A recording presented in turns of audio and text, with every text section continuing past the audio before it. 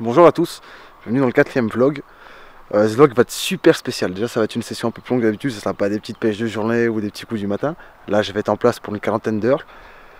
À la base je devais arriver tôt le matin, etc. Mais quand je suis du boulot ce matin à 5 h et que j'étais d'équerre, je suis parti me coucher 2 heures chez moi, faire la route jusqu'ici. Comme je vous l'avais dit dans le vlog précédent, j'ai une porte ouverte samedi, on est jeudi. Donc pour être certain, pour avoir le temps de faire 2 nuits et pas qu'une seule nuit, je me suis rapproché du magasin où je faisais la porte ouverte. Du coup, j'ai eu le privilège et la chance d'avoir une chouette proposition, de pouvoir pêcher un site qui est sur une propriété privée. Donc personne ne peut y pêcher, c'est clôturé, c'est fermé. Donc il n'y a pas de pression de pêche, c'est pas une eau privée payante du tout, c'est pas commercial, ça appartient à un propriétaire.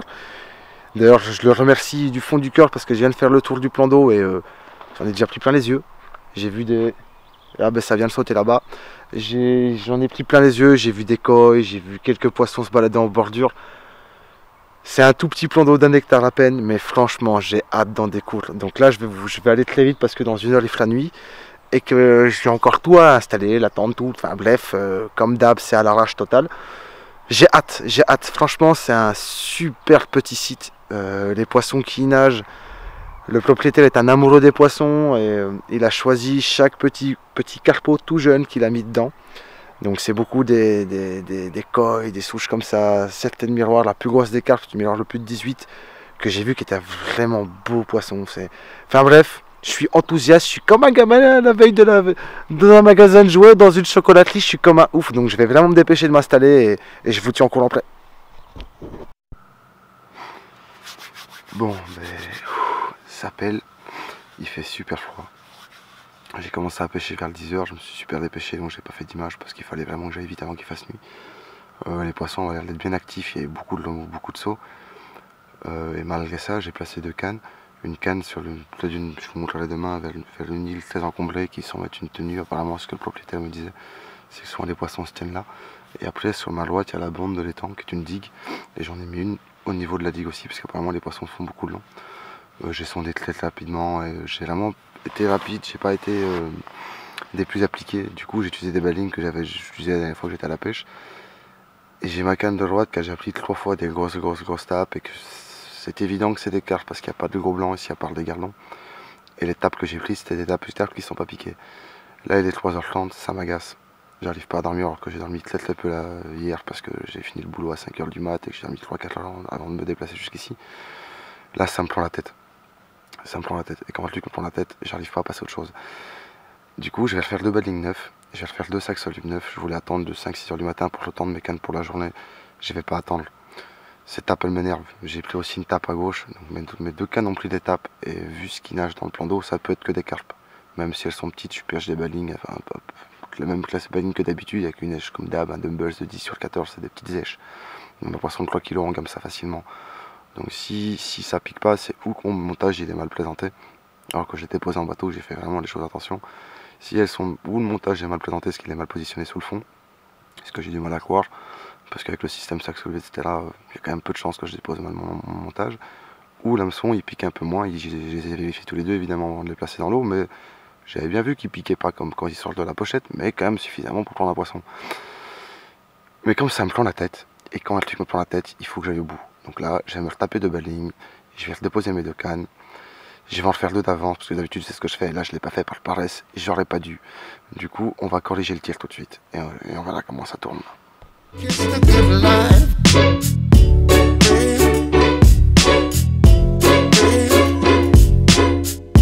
Kiss the good life. Good. Kiss the good life.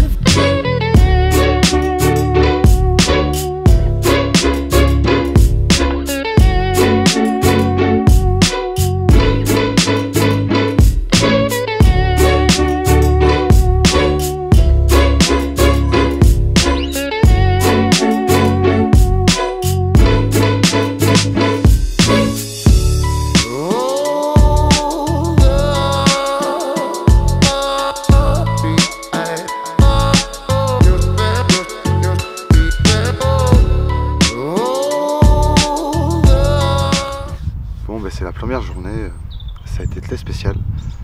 Déjà, j'ai eu un super coup du destin ce matin. on est en touche vers 6h45, 7h, et en touchant le plus gros poisson connu du plan d'eau.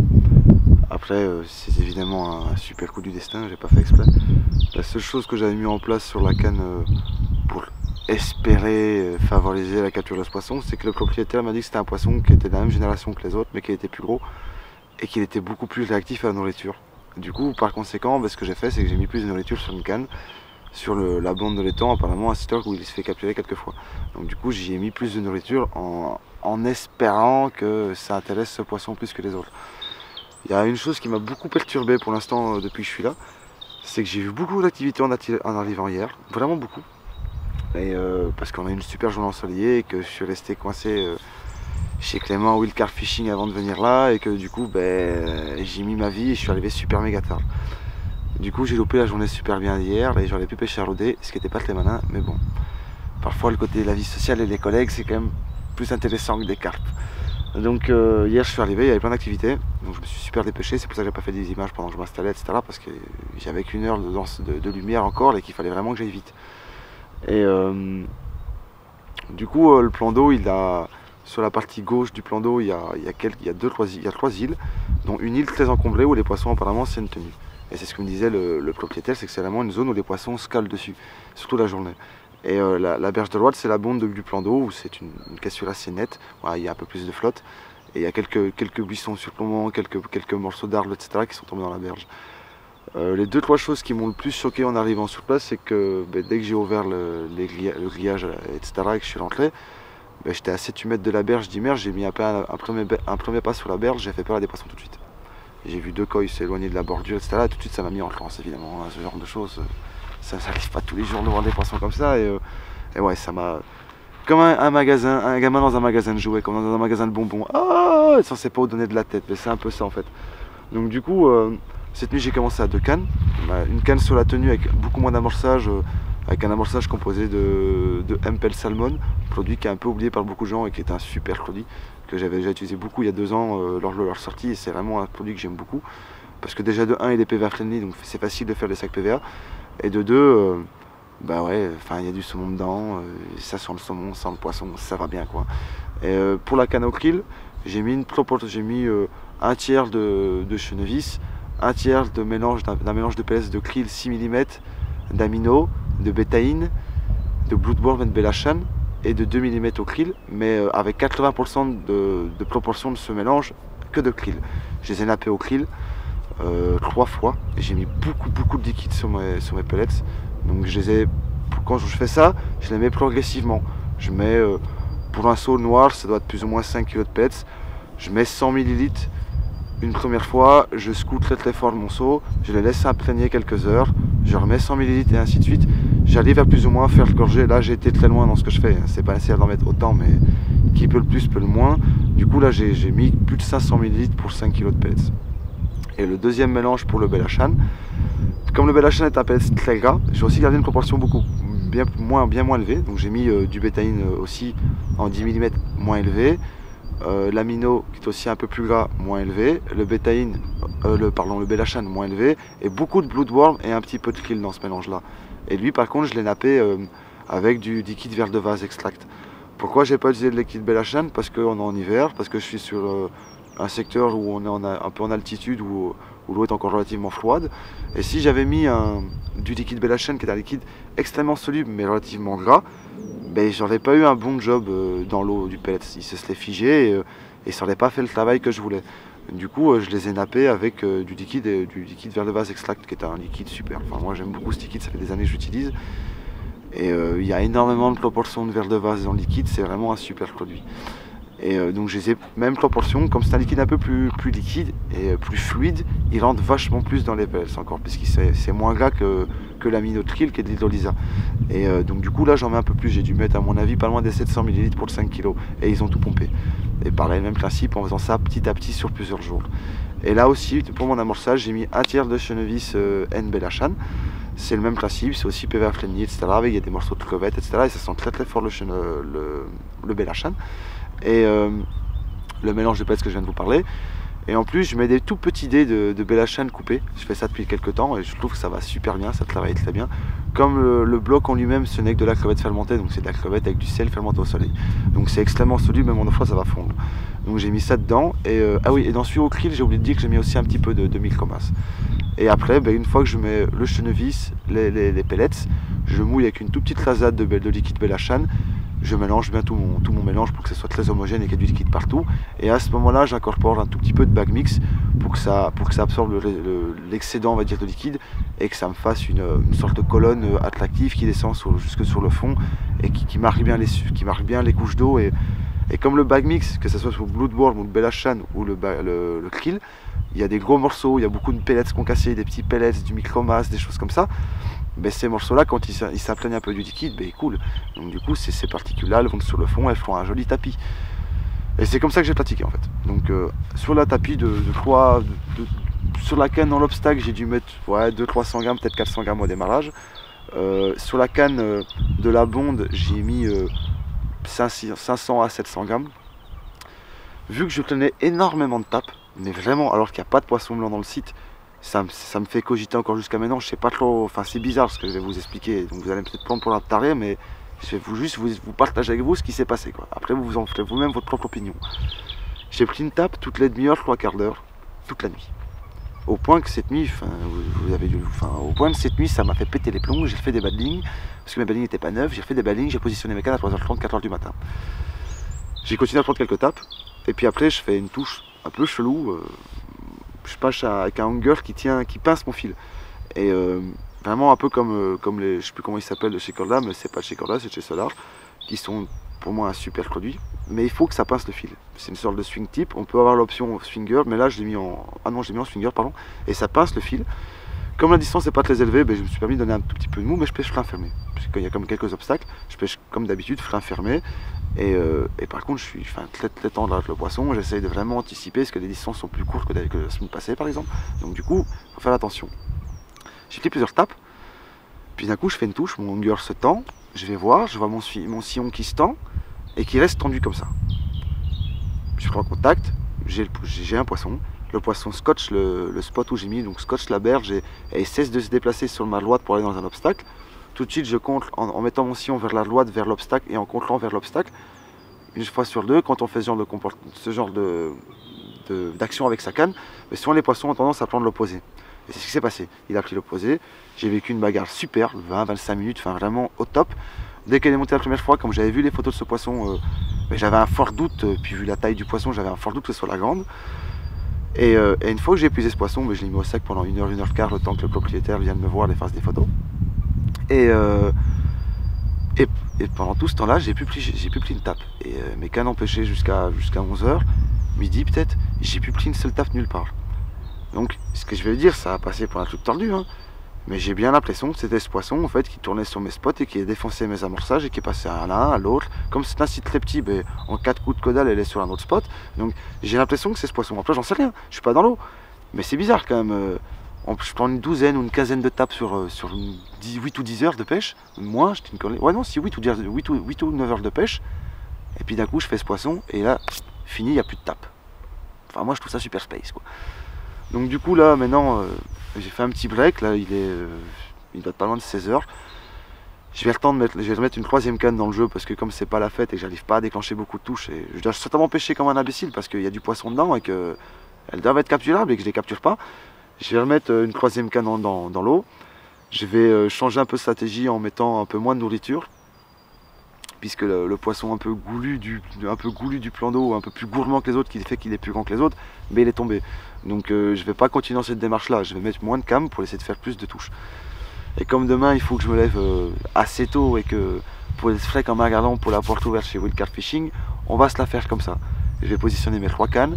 Je pense que je vais garder une seule canne sur la gauche dans la tenue, dans les obstacles. Et encore je suis pas trop sûr, je vais aller me balader un peu sur l'eau et voir un peu si je trouve pas une zone plus intéressante. Et par contre, je vais mettre ma canne du milieu et ma canne de droite. Je vais continuer à pêcher la blonde.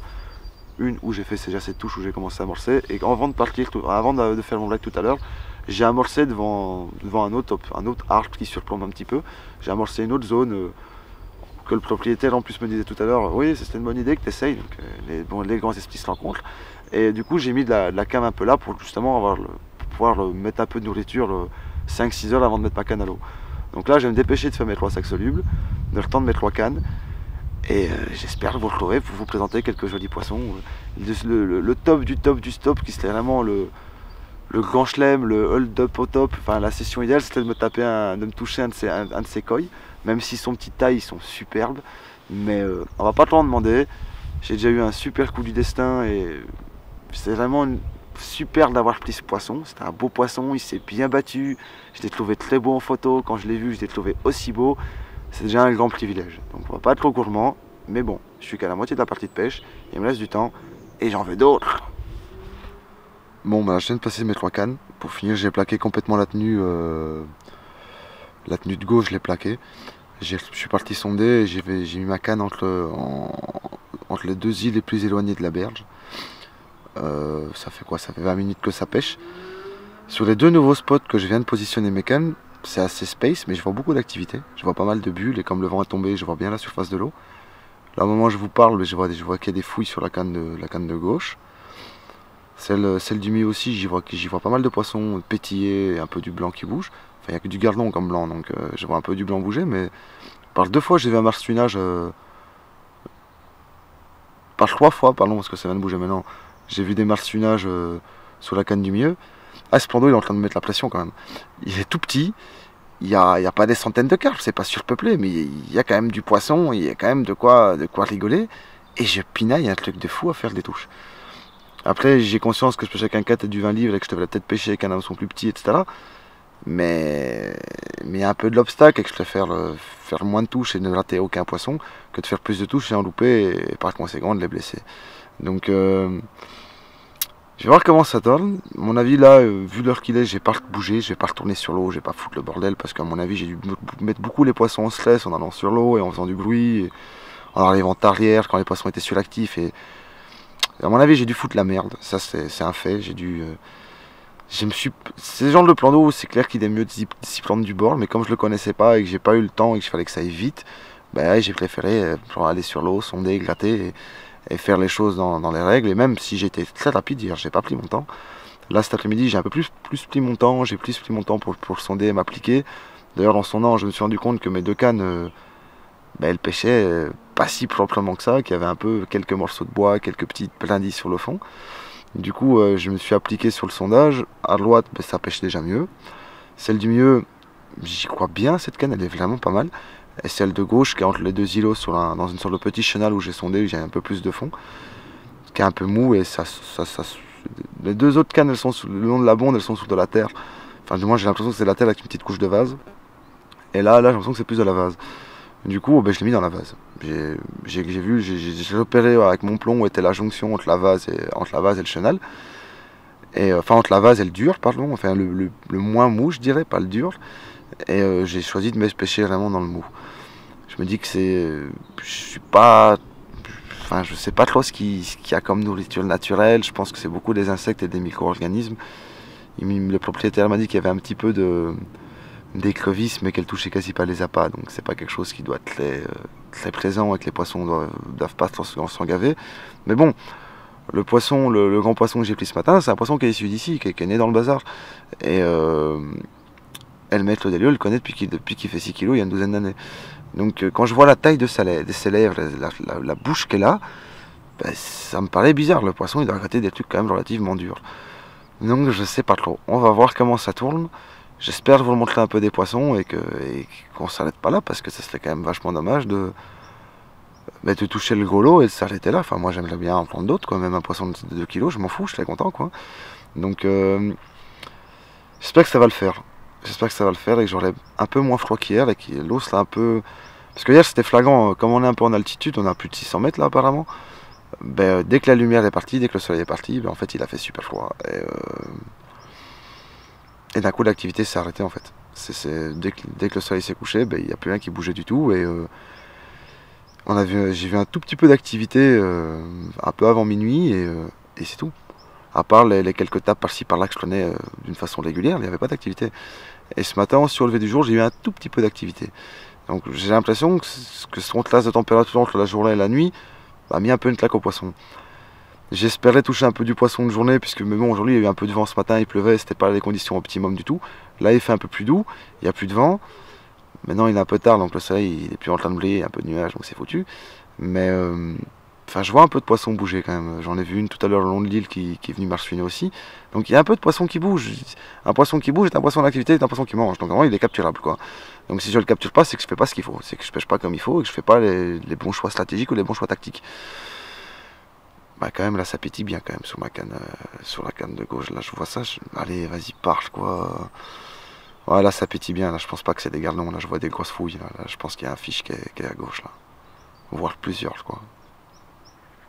Non ça fait des grosses fouilles. Ouais. Bon croisons les doigts que ça s'arrête pas là quoi. Hein. Ah il y a un poisson qui traîne sur l'île là. Il est vraiment loin dans le centrage du calage que je viens de faire. C'est chaud hein. Ça fait 3 fois que je vois une bouche de poisson sortir pour ramasser des quelques bouts de pain que j'ai jeté tout à l'heure quand il faisait un peu plus joli pour voir si elle ne serait pas montée dessus pour essayer de pêcher à rôder. Elles ont boudé le pain, enfin il n'y a personne qui est monté sur ce pain même pendant le petit rayon de soleil. Et maintenant que le pain a délevé dans les bois là-bas, j'ai vu 3 fois la bouche d'un poisson monter pour le gober quoi. Elles se foutent vraiment de ma gueule. C'est incroyable. Et maintenant que je mets la caméra en place, elle bouge même plus quoi. Mais sans déconner. Il est en train de me faire serrer le petit plan d'eau là. Il est en train de me faire péter les plombs. J'ai vu plein noires d'activité sur 2 de mes cannes. Il n'y a rien qui part, je prends même pas de tape. Enfin, je préfère pas prendre de tape que d'avoir le nid comme la nuit passée. Mais toujours est-il que ouais, je vois beaucoup d'activité sur le spot et pourtant il n'y a rien qui part. Et moi je vous le dis, il y a un poisson qui vient de se retourner, enfin qui vient de monter en surface quoi. Ouais c'est hallucinant. C'est vraiment hallucinant. Et là, il y a ce poisson qui tourne encore un peu autour. Là. Parfois, je vois le manche qui bouge. Ça se voit pas trop bien à l'écran, mais... Ouais, c'est chaud. Bon, c'est un peu loin pour qu'on voie bien. Mais... Là, je montre le deux îlots bien avant la petite passerelle, là. Et je vois des pétillards, je vois des poissons qui viennent parfois monter en surface. Il y a plus ou moins 1,20 m d'eau là où je pêche. Donc, ouais. Ça met bien la pression parce que ça fait quand même plus d'1 heure que je vois des pétillages, je vois des petites fouilles. Tout à l'heure je voyais des grosses fouilles même. Là ça continue un peu à bouger, on voit que ça pétille là. Enfin, comme ça me met la pression. Ouais. C'est pas simple l'histoire hein. C'est pas simple hein. Oui les petits plans d'eau c'est facile, la pêche en étang. Ouais, mais je vois bien que c'est facile. Hein. Le mec ça fait dans 1 heure ou 2 ça fera plus d'une vingtaine d'heures que je pêche. Et j'ai fait qu'une touche quoi. J'ai fait qu'une touche. Hein. Pourtant je suis tout seul, il n'y a pas de concurrence. Ils n'ont pas été emmerdés depuis des semaines les poissons, puis même des mois, ça fait 7 mois ou 6 mois que ça n'a pas été pêché la carpe ici. Et malgré ça j'ai un mal fou à faire les touches quoi. Et pourtant l'amorçage intéresse du poisson là, comme vous le voyez ça pétille. Hein. Et comme je vous le disais plus tôt, il n'y a pas de poisson blanc. Hein. Donc c'est des carpes. Hein. C'est des carpes.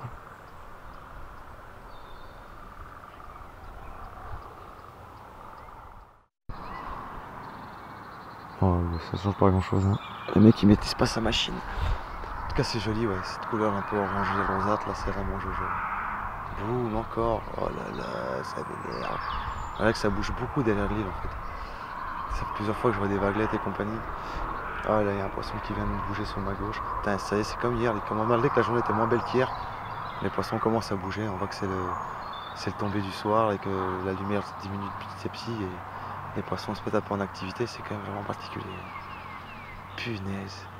Punaise, comme on m'aura fait galérer ce plan d'eau. Certes, j'ai eu un super coup du destin, mais pour le reste, punaise, qu'est-ce qui me fait galérer quoi. J'aurais jamais fait de pêcher au flotteur, à rôder ou au kiver qu'on pêchait comme ça quoi. Ouais, c'est clair. J'aurais peut-être dû faire plus ça aujourd'hui et peut-être plus me sortir les doigts et pêcher à rôder. Hein. Faire le tour tout le temps et harceler les poissons dès que je voyais un petit mouvement quoi, j'aurais dû jouer à ce jeu là. Je l'ai pas fait par paresse et j'aurais jamais dû. Non, je baisse tout sur cette nuit et vu la nuit passée comment ça s'est passé, je suis pas des plus enthousiastes quoi. Surtout que cette nuit il fera encore un peu plus froid donc ouais c'est pas la teuf. Putain ça bouge quand même d'ailleurs cette île sans déconner. Ah y a pas d'eau. Le pire c'est quand on voit des mouvements comme ça on se dit que les poissons même s'ils sont entre les deux eaux ils sont à 50 cm, 40 cm au-dessus des appâts quoi. Punaise, qu'est-ce que ça me plombe la tête. Bon allez, c'est bon. Je vais aller me faire un café. Je vais aller me poser un peu plus au chaud. Et terminado.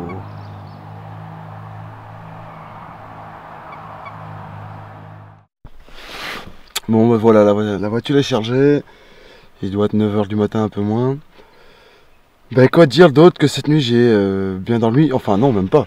J'ai pas eu de touche. J'aurais dû bien dormir, mais en fait j'ai mal dormi parce que j'avais pas de touche. Les derniers du sort quoi. Donc ouais. Je peux dire d'autre que c'était compliqué. En tout cas, ce fut un vrai privilège de pouvoir camper mes lignes ici pendant une quarantaine d'heures. J'ai vraiment trouvé ça passionnant et très agréable. Et aussi terriblement frustrant, mais vraiment très agréable. Il y avait quelque chose. C'était peut-être un petit site, peut-être qu'il y avait pas mal de poissons dedans, et encore je sais pas si pas plus non plus. Mais il y avait un vrai challenge, il y avait vraiment quelque chose, alors que pourtant c'est tout petit et que c'est une marche, quoi. Mais j'ai pris beaucoup de plaisir, c'était chouette, c'était chouette. Même si j'ai un petit goût amer en bouche, on va voir le côté positif. J'aurais eu un super coup du destin de prendre ce grand poisson. Maintenant, je vais aller me donner un petit coup de frais et me réfléchir un peu et attaquer cette porte ouverte. Et j'espère que vous serez nombreux. À la semaine prochaine.